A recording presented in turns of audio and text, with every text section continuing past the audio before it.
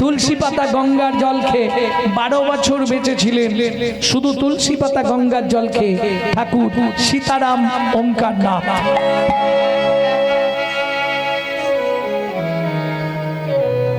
ঠিক আছে, তুমি চিন্তা করো না, আগামীকাল পত্রুষে আমি মিথিলায় যাব জনক রাজার কাছে। জনক রাজাকে মিথিলা রাজা সীতার বাবা, দারুণ দানি রাজা, আমাকে দেখলে কিছু না কিছু দান দেবে। পরের দিন সকালবেলা স্নান করে, ও মায়েরা স্নান করলে একটা গাছের কাছে যেতে হয়, জানতো আপনারা? জান? কোন গাছে? তুলসী গাছ। জল দিন প্রত্যেক দিন? সবাই দেয় না, কিছু কিছু দেয় নাকি? কিছু কিছু মানুষ দেয়, সবাই দেয়, সবাই সময় করতে পারে।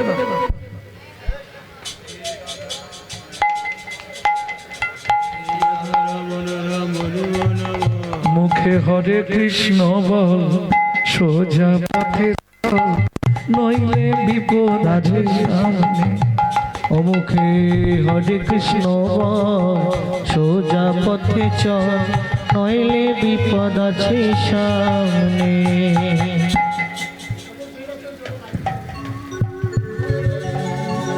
ভক্তমন্ডলী, ভক্তিমতী মায়েরা, তাহলে বুঝে নিয়ে গেল তো? স্নান করলেই গাছের কাছে যেতে হবে। যারা তুলসী গাছে জল দেন তারা আমার 2-3টে কথা একটু হৃদয়ঙ্গম করে নিন। ওই যে কিছু কিছু ইউটিউব বেরোচ্ছে এখন, অনেকেই বের করছে, অমুক দিনে তুলসীতে জল দিতে নেই, তুমুক দিনে তুলসীতে জল দিতে নেই। শুধু একটা দিন মানবেন, দ্বাদশীর দিন তুলসীর গায়ে হাত না লাগে জল দিতে পারে না। কেমন? প্রতিদিন তুলসীকে জল দেবেন। খালি আপনার জীবনে অসুবিধে থাকলে তাহলে সেদিন আপনি দেবেন না, অসহজ হলে। বুঝে নিলেন? এছাড়া ভিজে কাপড়ে কোনো সময় তুলসীর সামনে যাবেন না। আপনার কাপড়ের জল তুলসীর গায়ে পড়লে 7 জন্ম বাসনের কষ্ট পেতে হবে। 2, তুলসীর সামনে গিয়ে জোরে জোরে মন্ত্রপাঠ বা গান গাইবেন না। আপনার মুখে থুতু যদি তুলসীর গায়ে ঠিকতে পড়ে আপনি বোবা হয়ে জন্মাবেন। বুঝে নিলেন? আর এক হাতে ঘটি ধরবেন না, 2 হাত দিয়ে ঘটি ধরে জল ঢালবেন না, মনে থাকবে। এবার বলি, তুলসীকে জল দেয়া মানে ঘুষ দেওয়া। ঘুষ দেওয়া বোঝেন তো? হাসির কিছু নেই। তুলসীকে জল দেয়া মানে ঘুষ দেওয়া। আপনি তো মন্ত্রে তাই বলছেন, তুলসী তুলসী নারায়ণ, তুমি তুলসী বৃন্দাবন, তোমার শিরে দিলাম জল, অন্তিমকালে দিও স্থল। আজকে তোমাকে দিচ্ছি, সেদিন আমাকে দিও। তাহলে ঘুষ দেওয়া হলো না। এইবার বলি, গোলকের অধিপতি দেবী হলেন তুলসী। ওখানে 4 জন সাক্ষী চাই, তবে তুলসী আপনাকে ঢুকতে দেবে। একজন সাক্ষী আপনার সঙ্গে থাকেই। যখন তুলসীকে জল দেন ও চেয়ে চেয়ে দেখে, সে কে? সূর্যদেব। তাহলে বাকি 3 জনকে আপনার হয়ে সাক্ষী দেন। আপনার স্বামী যাবে, ছেলে না হয় মেয়ে যাবে। তাহলে 3 জন সাক্ষী কে দেবে? যখনই তুলসী গাছে জল দেবেন, তর্জনী, মধ্যমা, বৃদ্ধা, এই 3টে আঙুল কোথায় দেবেন? ওই 3 জন সাক্ষী দেবে। ঠিক ঠিক হাতটা এইরকম করুন। এই যে কোনই আছে, কোনয়ের ঠিক বাঁ দিকে দেখুন একটা উঁচু ঢিপি আছে। এই উঁচু ঢিপিটার 3 দিকে হাত দিন, 3টে গর্ত আছে। এরা 3 জন ওই দিন সাক্ষী দেবে। এরা কারা? উপরে যমুনা, নিচে সরস্বতী। উপরে যমুনা, নিচে সরস্বতী। উপরে যমুনা, নিচে সরস্বতী। উপরে যমুনা, নিচে সরস্বতী।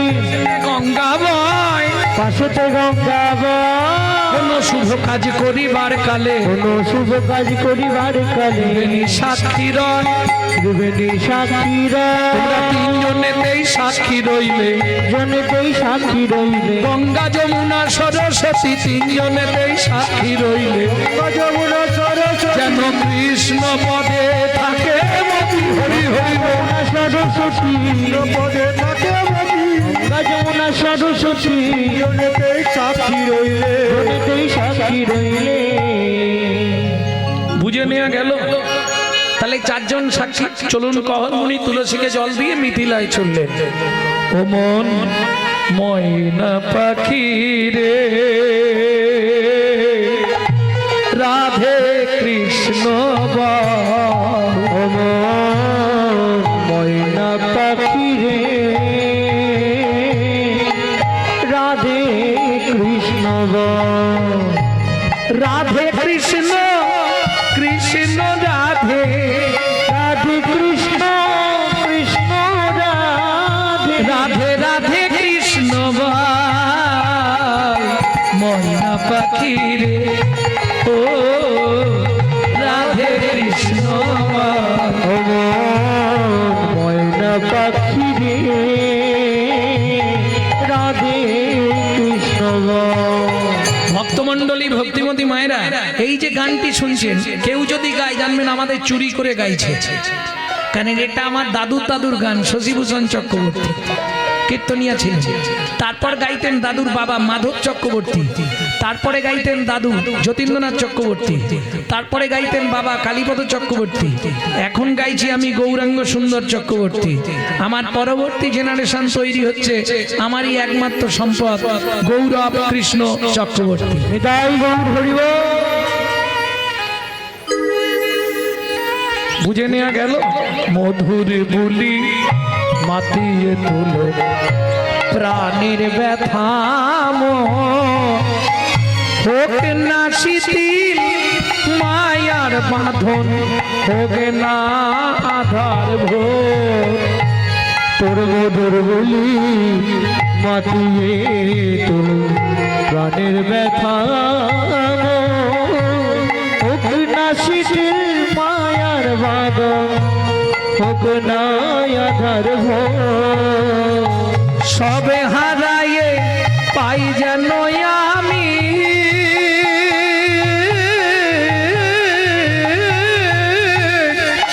রাধা কৃষ্ণের চরণ তাল রাধে কৃষ্ণ বল ও ময়না পাখি রে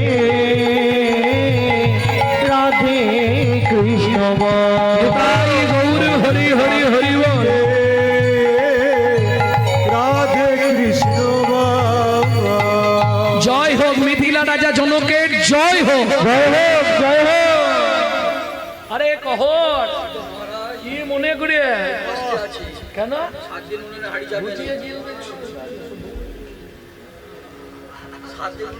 আচ্ছা আচ্ছা মন্ত্রী মহারাজ একে ভেতরে নিয়ে গিয়ে গুছিয়ে খাওয়া যাও। মহারাজ আমার জন্য বলছিনি বাড়িতে একটু নুন পর্যন্ত নেই, স্ত্রী 8 মাসের গর্ভবতী। শোনো কহর আজ ভালো দিনে এসছো, আজকে আমার রাজ্যে বরুণ দেবের পুত্র বন্দি আসছে ভাগবত তত্ত্ব আলোচনা করতে। এই ভাগবত তত্ত্ব আলোচনায় যে জিতবে তাকে 10,000 স্বর্ণ মুদ্রা দেয়া হবে। আরে আগে পুরোটা শোনো, যে হেরে যাবে তাকে ওই নদীর জলে ডুবিয়ে মেরে ফেলা হবে। প্রথমের কথাটা শুনে ইচ্ছা ছিল, দ্বিতীয়টা শুনে আর ইচ্ছা নেই। কেন? যদি হেরে যায় এরা মেরে দিবে, আমার বউটাকে কে দেখবে? 8 মাসের গর্ভবতী স্ত্রী আমার জ্বালায় সে তো অচৈতন্য হয়ে যাবে। বলছি মহারাজ ভাগবত তত্ত্ব নিয়ে তর্ক বিতর্ক দরকার নেই, যদি আপনি কিছু দান দেবেন দিন, নালে আমি চলে যাই। জনক রাজা বলে কহর ত্রিভুবনের শ্রেষ্ঠ পণ্ডিত তুমি যদি চলে যাও আমার রাজ্যটা অপমান হবে, তাছাড়া তোমাকে হারাবে এই ক্ষমতা কারো আছে? বলছেন মহারাজ তাহলে হই বারবার 3 বার বন্দি যে হারিল চতুর্থবারে কহুর মুনি হারিয়ে গেল এই কে আছিস? একে টানতে টানতে নদীর জলে নিয়ে চল। কি জ্বালা বলো। এই জন্য বলেছিলাম তর্ক করবো না। সবাই মিলে ধরে টানতে টানতে নিয়ে গেল নদীর জলে। আমাকে মেরো না গো, বিশ্বাস করো আমার 8 মাসের গর্ভবতী মহিলা আমার স্ত্রী, সে আমি যদি মরে যাই তাকে দেখার কেউ নেই। বিশ্বাস করো আমার কথাটা শোনো, কে শুনবে? সবাই মিলে ধরে টানতে টানতে নদীর জলে নিয়ে গিয়ে আমাকে মেরো না, আমাকে মেরো না, আমাকে মেরো না সুজাতা।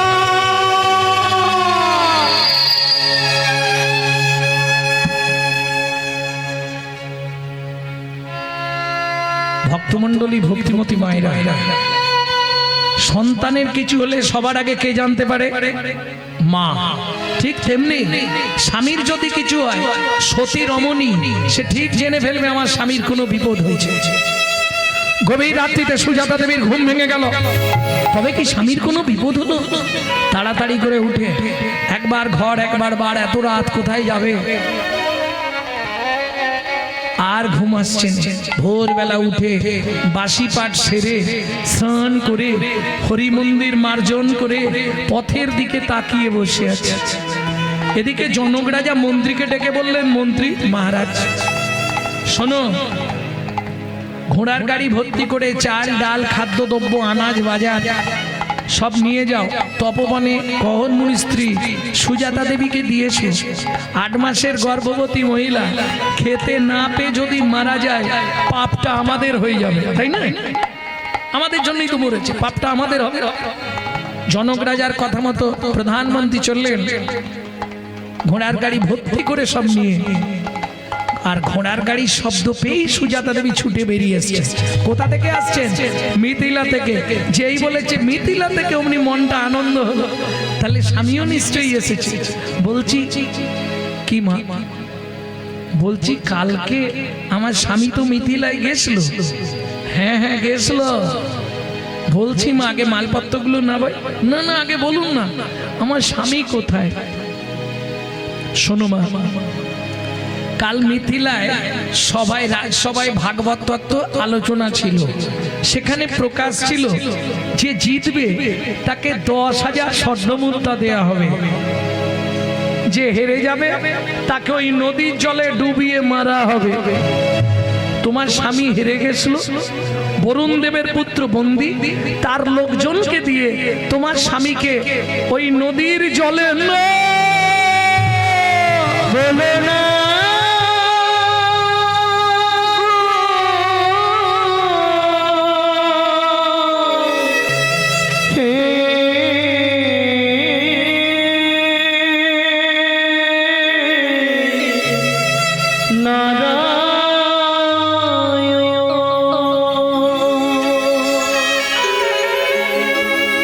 জানি না কি এমন পোড়া আমি করেছি।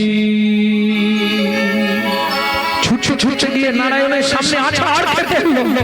যার লাগি তুমি আমায় সাজা দিলে, বলি দাও ভগবান। জীবনের প্রথম দিন থেকে তোমার চরণে তুলসী তুই আমার এত বড় সর্বনাশ করে দিলে। আমি স্বামী হারা হলাম, এই তোমার উপহার বলো, এই কি তোমার বিচার।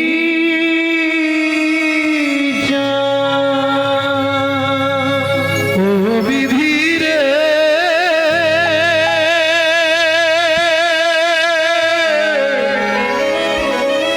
ও বিধি রে,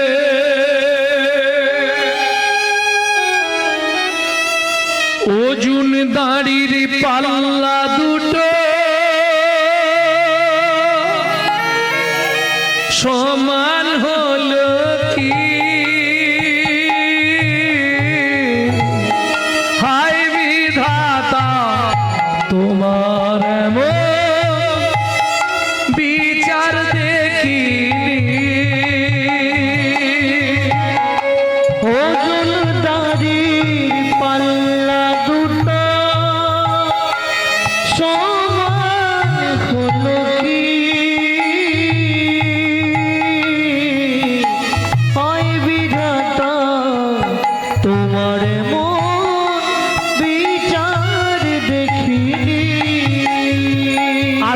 তোমার সেবা পূজা আমি করবো না। আরে ও তোমাকে বলে রাখছি, আমার গর্ভের সন্তান আমি পৃথিবী দেখতে দেব না। তুমি পাষাণ, তুমি শিলাখণ্ড, তুমি পাথর। এই মুহূর্তে আমার এই সন্তানকে নিয়ে আমি নদীর জলে ঝাঁপ দিয়ে মরবো। ও মা যা বললো তাই করলো। ছুটিতে ছুটিতে তবে গঙ্গা তীরে আইলা, জলে ঝাঁপ দেবে বলে মনেতে ভাবিলা,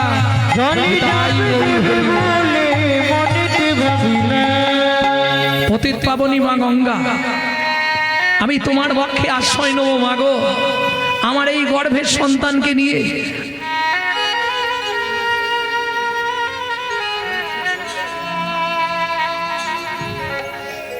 পতিত পাবনী মা গঙ্গা, আমার এই গর্ভের সন্তানকে নিয়ে মা আমি তোমার পক্ষে আশ্রয় নিচ্ছি, তুমি আমায় আশ্রয় দাও।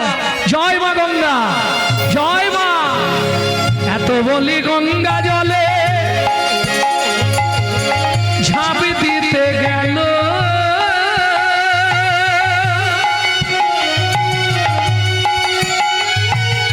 গর্ভজাত শিশু তখন কাঁদিয়া উঠিল, গর্ভজাত শিশু তখন কাঁদিয়া উঠিল। আমায় তুমি মারবে কেন, আমায় তুমি মারবে কেন, আমায় তুমি মারবে কেন, আমায় তুমি মারবে কেন, আমি কি অপরাধ করেছি মা, আমায় তুমি মারবে কেন,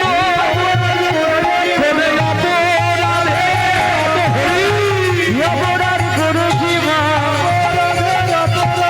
অপরাধ করেছি মা, আমায় তুমি মারবে কেন, তুমি মারবে কেন।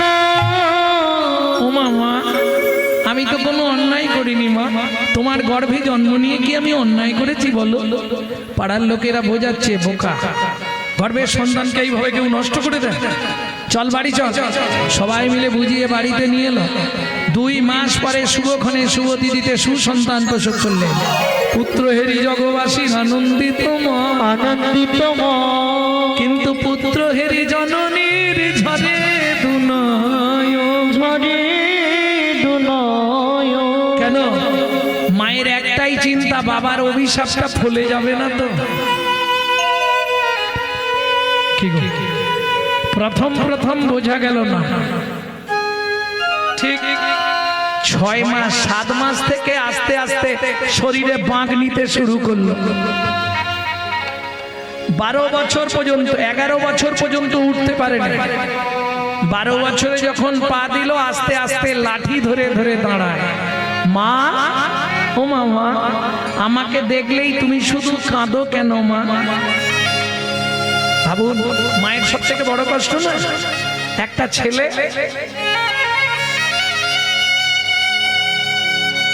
সারা শরীরে 8টা ভাগ হয়ে গেছে, মা দেখলেই হাউ হাউ করে কাঁদে। ও মা, কেঁদো না মা, ভাগবত পড়বো না। জীবনে ভাগবত পড়বি না, জীবনে ভাগবত শুনবি না, জীবনে ভাগবত স্পর্শ করবি না। মা কেন? এই ভাগবত পাঠ করতে গিয়ে তোর বাবা মরেছে, এই ভাগবত পাঠ শুনতে বসে তোর চেহারাটা এমন হয়েছে।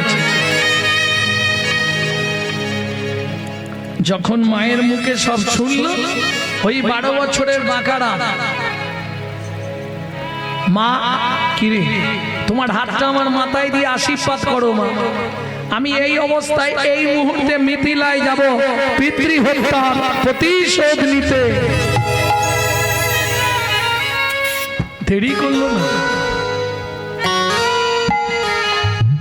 হে নারায়ণ হরি, হে নারায়ণ হরি, তুমি গোপাল কৃষ্ণ মুরারি, গোপাল কৃষ্ণ মুরারি, তুমি গোপাল কৃষ্ণ মুরারি, গোপাল কৃষ্ণ মুরারি, নারায়ণ হরি, হে নারায়ণ হরি, তুমি যাদব মাধব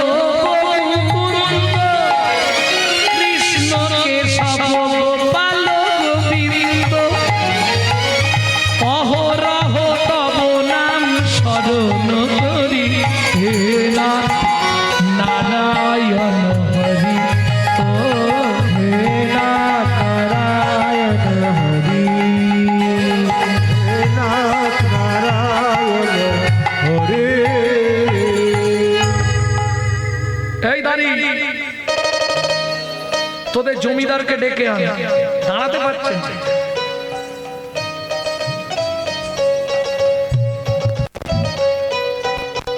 দাঁড়িয়ে ছুটে গেল মহারাজ। একটা ছেলে এসছে দাঁড়িয়ে, 12-13 বছর বয়স, বলছে আপনাকে ডাকছে। জনক রাজা বলে পৃথিবীর সবাই পারমিশন নিয়ে আমার সঙ্গে দেখা করতে আসে, সে কোন লাট সাহেব রে, আমাকে ডাকছে। মহারাজ একবার দেখবেন, চলুন না। ও মাইরা খুব কান খুলে শোনো, গঙ্গাতে ডুবিলে হয় পশ্চাতে পাবো, গঙ্গা স্নান করলে 6 মাস পরে রেজাল্ট আউট, পুণ্য হলো না পাপ হলো। গঙ্গায় স্নান করলে আবার পাপ হয় নাকি? পুণ্যই হয়। কি পাপও হয় পুণ্য হয়।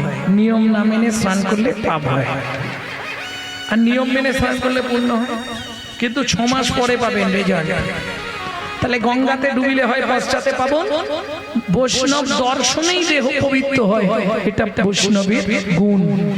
যেই না জনক রাজা এসে কহ মুনির ছেলে অর্থাৎ অষ্টবক্রকে দর্শন করেছে, সঙ্গে সঙ্গে গায়ের লোমগুলো খাড়া হয়ে গেছে। কে বাবা তুমি? জনক রাজা হাত জোড় করছে 12 বছরের ছেলেকে। কে বাবা তুমি? আমায় আপনি চিনবেন না। মায়ের পেটে থাকাকালীন বাবা রেগে গিয়ে নাম দিয়েছিল অষ্টবক্র। কে তোমার বাবা? মহারাজ কহনি, যাকে 12 বছর আগে আপনার এখানে ডুবিয়ে মেরে ফেলা হয়েছিল। বলছিলাম মহারাজ বরুণ দেবের পুত্র বন্দী আছে, ওকে একবার ডেকে দিন না। ও কত বড় বাপের বেটা, কত ভাগবত শিখেছে আমি দেখব। জনক রাজা বলে বাবা তুমি তো দাঁড়াতেই পারছো না, আর কি দেখবে? শুনুন মহারাজ, ও তো ভাগবত মুখস্থ করে ভাগবত শিখেছে, আর আমি মায়ের পেটে বসে ভাগবত শিখে তারপর বাইরে বেরিয়েছি। কি বরুণ দেবের পুত্র বন্দীকে ডাকা হলো। সভাসদ বসলেন যত পণ্ডিতরা। যে শ্লোকটা বলে 60 বছরের লোক বন্দী, 12 বছরের ছেলে বলে ওটাই ভুল। শুনুন, আপনি কৃষ্ণ নামের মহিমা বলতে গিয়ে যে শ্লোকটা বললেন সেটাও ভুল বললেন। ভালো করে আমার কাছ থেকে শিখে নিন। তুণ্ডে তাণ্ডবী নিরতিঙ্গে তানতে দণ্ডাবলী লাভধায়ে লব্ধায়ে কর্ণকোড়ে করম্মিনী ঘটয়াতে কর্ণবুদেব ঘটয়াতে কর্ণবুদেব চেত প্রাঙ্গণ সঙ্গিনী রাজশ্রীহম রাজশ্রীহম ন জানে জনতি কি অদ্ভুতমৃতম অদ্ভুতম কৃষ্ণ ইতি বর্ণোদ্বয়ী। কৃষ্ণ ইতি বর্ণোদ্বয়ী। আমি জিজ্ঞেস করি বাবা, এই শ্লোকটা আপনারা কি বুঝতে পারলেন? কিছু বুঝতে পারেন না? ভাগবতে কৃষ্ণ নামের মহিমা একটি শ্লোক। তুণ্ডে তাণ্ডবী নিরতিং বিতানুতে তুণ্ডাবলী লব্ধয়ে কর্ণ কোড়ে করম্মিনী ঘটয়াতে কর্ণ বুদেব্য চেত প্রাঙ্গণ সঙ্গিনী রাজশ্রীহম ন জন জানতে কি অদ্ভুত অমৃতম কৃষ্ণ ইতি বর্ণদ্বয়ী। এই কৃষ্ণ 2 অক্ষরে এত সুধা, এত প্রেম, এটা আগে জানতাম না। কখন জানলাম? তুণ্ডে তাণ্ডবী নিরতিং বিতানুতে তুণ্ডাবলী। তুণ্ড মানে জিহুবা, তাণ্ডব মানে নাচানাচি। গুরুদেবের জিহুবায় মন্ত্রটা নাচানাচি করতে করতে শিষ্যের কর্ণ কোড়ে করম্মিনী ঘটয়াতে কর্ণবুদেব্য। যখনই শিষ্যের কর্ণমূল দিয়ে মর্মমূলে চলে গেল, তখন শিষ্য বলছে ন জানে জানতি কি অদ্ভুত অমৃতম কৃষ্ণ ইতি বর্ণদ্বয়ী। এর প্রমাণ কি করে পাবেন? এর প্রমাণ কি করে পাবে? স্বয়ং রাধারানী বলছে জপিতে জপিতে নাম অলস করিল রে, জপিতে জপিতে নাম অলস করিল রে, কেমনে পাইব বল তারে সখী রে, কেমনে পাইব বল তারে সখী রে, যেখানে বসতি তার নয়নে না হেরি গো, যেখানে বসতি তার নয়নে না হেরি গো, ধৈর্য মোর নাহি ধরে, ধৈর্য মোর নাহি ধরে, শোভনের পথ দিয়া মরমে বসিল গো, শোভনের পথ দিয়া মরমে বসিল গো, আকুল করিল মন প্রাণ, আকুল করিল মন প্রাণ, না জানি কতেক মধু শ্যাম নামে আছে গো, না জানি কতেক মধু শ্যাম নামে আছে গো, বদন ছাড়িতে নাহি পারে।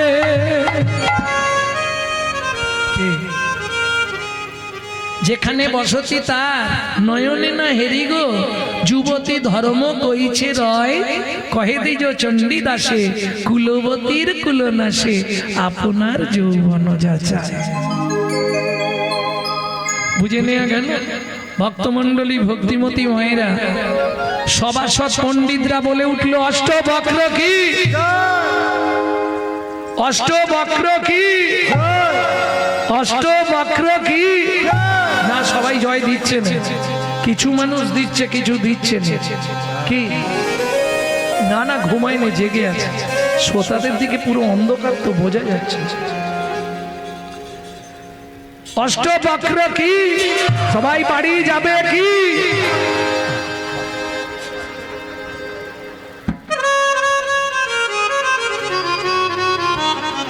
এগারোটা পর্যন্ত গাইব বলেছিল, 12টা বেজে গেছে। না না সব বাড়ি যাবে এক্ষুনি বললো তো, তুমি কোথায় ছিলে? আমি জিজ্ঞেস করলাম সবাই বাড়ি যাবে কি, বলছে জয়। তার মানে কি যাবে? সম্মতি আছে, সম্মতি আছে। তুমি মাথা চুলকাতে লেগে গেলে। ভক্তমণ্ডলী ভক্তিমতী মায়েরা, আমার জয় দিয়ে লাভ নেই, তুমি জলে ডুবে মরো। সেদিন আমার বাবা নাকি ভুল বলেছিল বলে তাকে জলে ডুবিয়েছো, আজকে তুমি জলে ডুবে মরো, আমি পৃথিবীতে প্রকাশ করব ভাগবত কারো মৃত্যু দেয় না, ভাগবত মরা বাঁচায়। এটা সত্যি কথা। জীবনে যদি কারো চরিত্র নষ্ট হয়ে যায়, বিজ্ঞান পারে না সংশোধন করতে, তা পারে একমাত্র হরি নামামৃত কিংবা ভাগবত কথামৃত। চরিত্র সংশোধন করতে পারে ভাগবত কিংবা হরিনাম। বিজ্ঞানের ক্ষমতা নেই আপনার চরিত্র সংশোধন করতে পারে। বিজ্ঞান উন্নতি হয়েছে, আপনারা হয়তো বলবেন বিজ্ঞান অনেক উন্নত, বিজ্ঞান রেডিয়াম সৃষ্টি করেছে। কি বিজ্ঞান উন্নত হয়নি? এই আস্তে বিজ্ঞান রেডিয়াম সৃষ্টি করেছে। একবারও ভেবেছেন সেই রেডিয়াম সৃষ্টির প্রথমে ঈশ্বর জোনাকি পোকার পিছনে দিয়ে দিয়েছে? কোন সময় ভেবেছেন এগুলো? বিজ্ঞান রেডিয়াম সৃষ্টি করেছে, বিরাট কিছু করে ফেলেছে নাকি? ও তো অনেকদিন আগে পৃথিবীর সৃষ্টিতেই জোনাকি পোকার পিছনে ঈশ্বর লাগিয়ে দিয়েছে রেডিয়াম।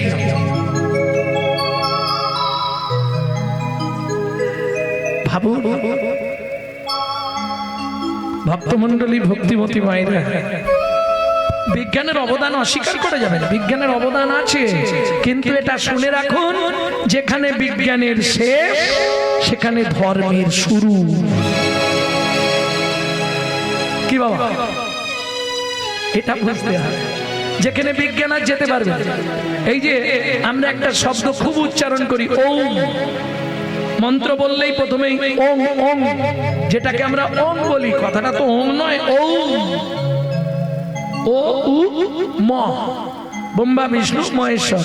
এই আওয়াজটা কোথা থেকে বেরোচ্ছে? বিজ্ঞান আজ অব্দি ঠিক করতে পেরেছে কোন জায়গার আওয়াজ, এটা কোথা থেকে আসছে জানেন? গঙ্গোত্রী থেকে, যেখান থেকে গঙ্গার জল নামছে, গঙ্গোত্রী হিমালয়ের গোমুখ থেকে ওই ওম ওম ওম আওয়াজটা বেরোচ্ছে। আজ পর্যন্ত বুঝতে পারলো কোথা থেকে ওই আওয়াজ হচ্ছে?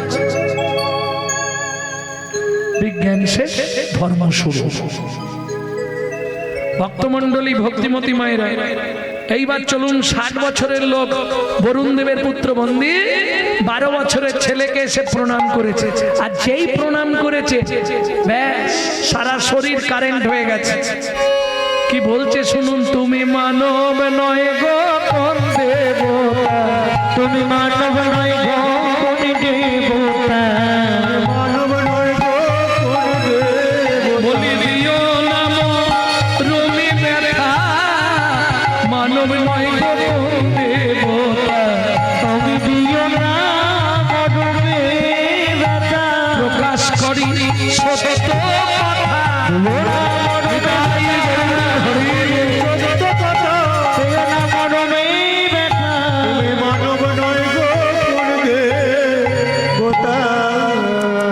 শোনো ভাই, সত্যিটা তোমার কাছে বলি, তোমার বাবাকে আমি মারিনি, তাহলে আমার বাবা আজ থেকে 12 বছর আগে পাতালে কৃতার্থ যজ্ঞ করবে বলে বরুণ দেব আমার পিতা আমাকে পাঠিয়েছিল স্বর্গমত্র পাতাল ত্রিভুবন ঘুরে ভালো পণ্ডিত সদাচারী প্রসাদভোজী ব্রাহ্মণকে নিয়ে যেতে। খুঁজে খুঁজে দেখলাম অনেক ব্রাহ্মণ, কারো 2টো গুণ আছে, কারো 3টে গুণ আছে, কারো 5টা গুণ আছে, বাকি আর এর উপরে উঠলো না। একমাত্র তোমার বাবাকে দেখলাম 9টা গুণের অধিকারী, সাত্বিক ব্রাহ্মণ, তাতে পণ্ডিত আবার প্রসাদভোজী। তোমার বাবাকে নিয়ে গেছি আমার বাবা যজ্ঞে পৌরোহিত্য করবার জন্য। যজ্ঞ শেষ হয়ে গেছে 5 দিন আগে, ওই তাকিয়ে দেখো তোমার বাবা আসছে।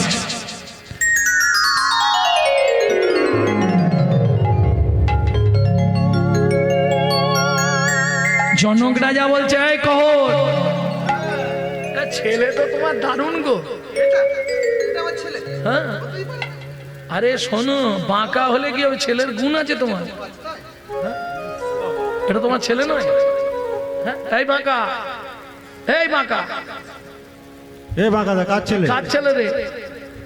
এই বাঁকা না, এই বাঁকা আস্তে আস্তে বস বস বস বসে পড়, হাত পা ভেঙে যাবে। বাবা, এই বাঁকা মদনটা আমার ছেলে। বাবা, নিজের ছেলেকে অস্বীকার করছো? তুই আমার ছেলে? হ্যাঁ, মনে নেই? যদ্দৈতং ব্রহ্মোপনৌষধি তদ্ভাপস্যতনুভা য আত্মা অন্তর্যামী পুরুষ ষড়ৈশ্বর্য জয় ভগবান। শোনো বাবা, মায়ের পেট থেকে আমি বলেছিলাম শ্লোকটা তুমি ভুল বললে, তুমি অভিশাপ দিয়েছিলে, তোর 8 স্থানে বক্ষ হবে। বাবা, ভুল তো ভুল, সেদিন শ্লোকটা তুমি সত্যি ভুল বলেছিলে।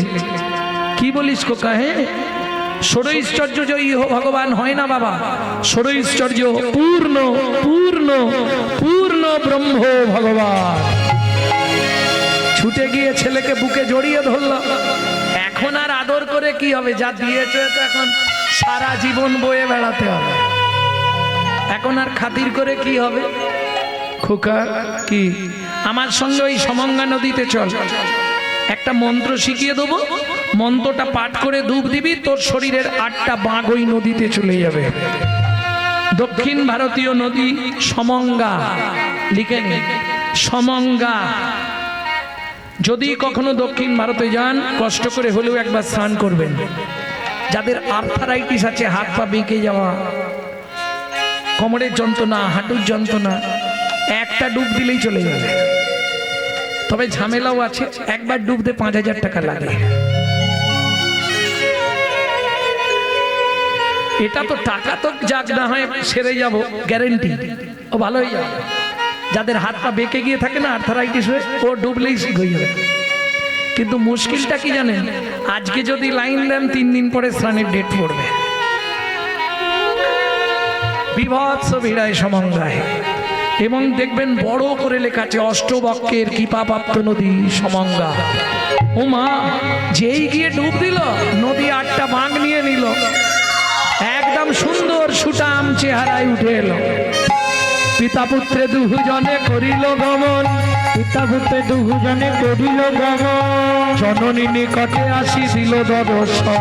জননী নিকটে আসি দিল দর্শন। মা, ও মা, কে? আমি অষ্ট। আর বক্ষ বলছে না। ও মা, তুই তো রাজপুত্রর মতো হয়ে গেছিস রে। হ্যাঁ, কি করে এমন হলো? হ্যাঁ, কি করে হলো?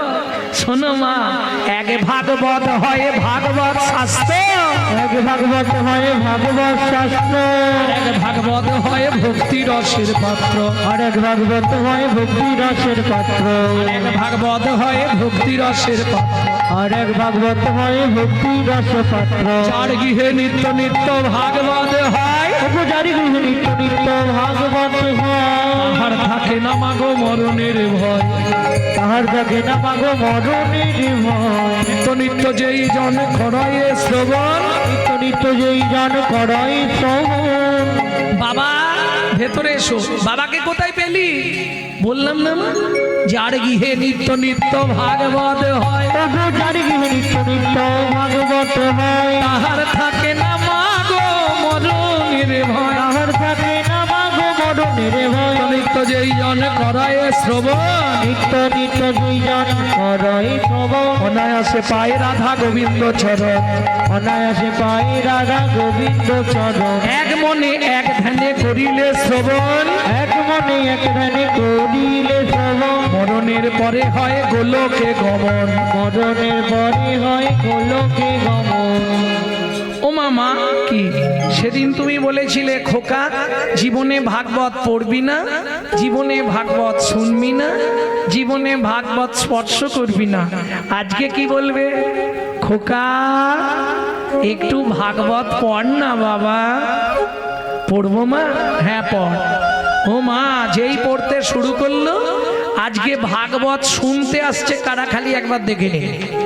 সিদ্ধ মহাত্মা তো এই যে কীর্তন শুনবেন সবসময় চেষ্টা করবেন আচারী ভক্তের মুখে হরি কথা শোনার, নালে সর্প উচ্ছিষ্ট সমদুগ্ধ। সাপের এঁটো করা দুধ খেলে যেমন বিষক্রিয়া হয়, অনাচারী ব্যক্তি যারা মাছ মাংস সব খায় আবার হরি কথা বলে, তাদের মুখে হরিনাম শুনতে হয়তো ভালো লাগবে কিন্তু বিষক্রিয়া হবে। সারা রাত হরিনাম শুনবে, সকালে গিয়ে কর্তার সঙ্গে মারামারি বাঁধবে। বুঝে নেওয়া গেল? ভাগবত করতে শুরু করলো আর শুনতে আসছে কারা? চলে সারি সারি দেবের কুমারী, দেবপত্নী গণ যত রে। চলে সারি সারি দেবের কুমারী, দেবপত্নী গণ যত রে। চলে সারে সারে দেবের কুমারে, দেবপত্নী গণ যত রে। অপ্সরায় অপ্সরী গন্ধর্ব কিরণরী, অপ্সরায় অপ্সরে গন্ধর্ব কিরণরী। কাহাবা কহিব কত, তাহাবা কহিব কত। লক্ষ্মী সরস্বতী লইয়া ভগবতী, ভাগবত শুনিতে যাইতে। কি সরস্বতী লইয়া ভগবতী, ভাগবত শুনিতে যায় গো। আমার মুসিক বাহনে চলি গো জাননী, বহরে চলে গো জননে, মুসিক বাহনে চলি গো জাননী। বহরে চলে গো জননে। কার্তিক ময়ূরে ধায়, ময়ূরে ধারা, ক্ষিপ্ত পায় একজনে বিষ বিষ্ণে আঘর, পায় একজন বিশ্বপৃষ্ঠে আওর। হইয়া সিংহাডু মুড়ো নিশা,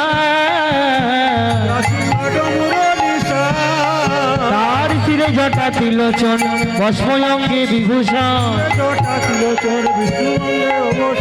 তার শিরে জটা ত্রিলোচন ভস্ময়ঙ্গে বিভূষণ। সদয় জপয় রাম নাম, ওগো তার বামে এক নারী তুলনা দিবার নাহি। রূপে অন্ধকার নাশি করে, রূপে অন্ধকার নাশি করে। তারা ঘিরে ঘিরে দাঁড়ালো, ঘিরে ঘিরে দাঁড়ালো, ঘিরে ঘিরে দাঁড়ালো। ঘিরে ঘিরে দাঁড়ালো। ভাগবত শুনবে বলে ঘিরে ঘিরে দাঁড়ালো, ভাগবত শুনবে বলে ঘিরে ঘিরে দাঁড়ালো। ভাগবত শুনবে বলে যত দেবী দেবী গণে, ভাগবত শুনবে বলে, যত দেবী দেবী গণে। ভাগবত শুনবে বলে ঘিরে ঘিরে দাঁড়ালো, ঘিরে ঘিরে দাঁড়ালো।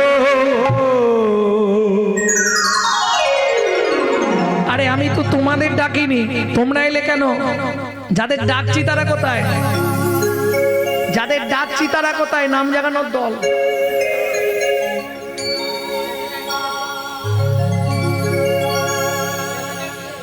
চলে যাও, গেছে।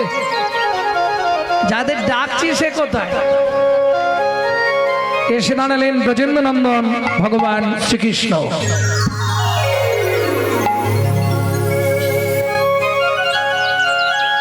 এই দেখো, অনুপম রূপজার তনু মনোরম, অনুপম রূপজার তনু মনোরম, আমার উপজার তনু মনোরম, চন্দ্রপ্রভা সমদুতি নয়নাভিরাম, চন্দ্রপ্রভা সমাদুতি নয়ন অভিরাম, মৃদু মুখে মৃদু হাসি রূপসী নির্মল, মুখে মৃদু হাসি রূপসী নির্মল, মৃদু মুখে মৃদু হাসি রূপসী নির্মল, মৃদু মুখে মৃদু হাসি রূপসী নির্মল, চন্দ্রপ্রভা সমদুতি নয়নাভিরাম, চন্দ্রপ্রভা সমদুতি নয়নাভিরাম, চন্দ্রপ্রভা সমাদুতি নয়ন অভিরাম, চন্দ্রপ্রভা সমদুতি নয়নাভিরাম, চন্দ্রপ্রভা সমাদুতি নয়ন অভিরাম, চন্দ্রপ্রভা সমদুতি নয়নাভিরাম। চন্দ্রপ্রভা সমাদুতি নয়ন অভিরাম। এই যে তোমার ওই রূপ আমি দেখবো না কেন?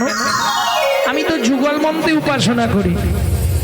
তুমি যুগলে দাঁড়াও, তবে দর্শন করব। তখন রাইবা মেলেই পুন দাঁড়াইল সে, তখন রাইবা মেলেই পুন দাঁড়াইল সে, রাইবা মেলেই পুন দাঁড়াইল সে, রাইবা মেলেই পুন দাঁড়াইল সে, রাইবা মেলেই পুন দাঁড়াইল সে, ভক্তগণ হৃদয় মাঝে করুণ বিশ্রাম, ভগবান হৃদয় মাঝে করুণ অধিষ্ঠান, ভক্তগণ হৃদয় মাঝে করুণ বিশ্রাম,